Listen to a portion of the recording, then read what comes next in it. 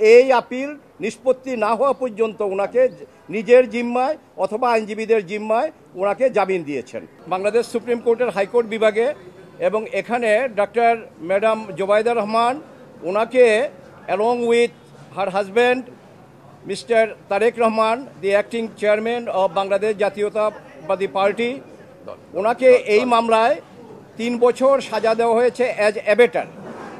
ওনার কনভিকশনটা হলো 27/109 of the penal code. তো উনি যদিও সরকারের নির্বাহী আদেশে 1 বছরের জন্য রিলিজ আছেন এবং থ্রো লয়ার উনি আপিল করতে পারেন, কিন্তু উনি আইনের প্রতি শ্রদ্ধাশীল, যার জন্য ম্যাডাম খালেদা জিয়া লন্ডনে যাওয়ার পরে ওনার সাথে উনি চলে আসছেন only for the cause as if she can file the appeal in time.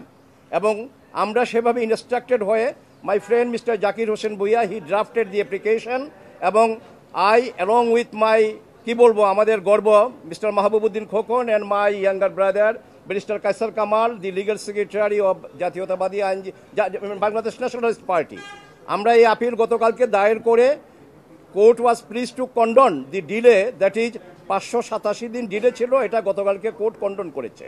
Condone করার পরে এই আপিলটা সেকশনে গিয়েছে এবং সেখানে নাম্বার পড়েছে। আজকে আবার এটা আমরা লিস্টে এনে আজকে আমরা জামিনের জন্য মুভ করেছি। তো কোর্ট দয়াপরবশ হয়ে আপিল শুনানির জন্য গ্রহণ করেছেন, নিম্ন আদালতের নথি তলব দিয়েছেন, পক্ষদ্বয়কে নোটিশ দিয়েছেন এবং ওনার উপর আরোপিত দণ্ডাদেশে যে ফাইন ছিল সেই ফাইনটা স্টে করেছেন এবং এই আপিল নিষ্পত্তি না হওয়া পর্যন্ত ওনাকে নিজের জিম্মায় অথবা আইনজীবীদের জিম্মায় ওনাকে জামিন দিয়েছেন।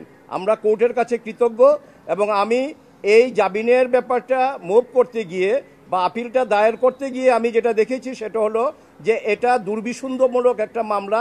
ওনার বিরুদ্ধে কেন, এইখানে জনাব তারেক রহমান সাহেবের বিরুদ্ধে যে অভিযোগ আনা হয়েছে সেটাও এই মামলা আইনতভাবে প্রমাণ হয়নি, কারণ উনি জ্ঞাতসারে এটা মেলাফাইডি কোনো প্রপার্টি উনি অ্যাকোয়ার করেননি এবং যেই প্রপার্টি উনি স্টেটমেন্টে দেখিয়েছেন সেটা ওনার বৈধ সম্পত্তি, বৈধ আয়ের সম্পত্তি।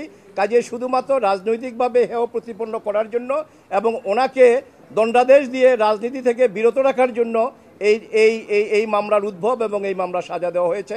আমার বিশ্বাস যে আমরা পরিপূর্ণ হিয়ারিং যখন করতে পারবো, শুধু ডক্টর ম্যাডাম জোবাইদা রহমান না, তারেক রহমান সাহেবকে ইনশাল্লাহ আমরা এই মামলা খালাস করতে পারবো। ধন্যবাদ।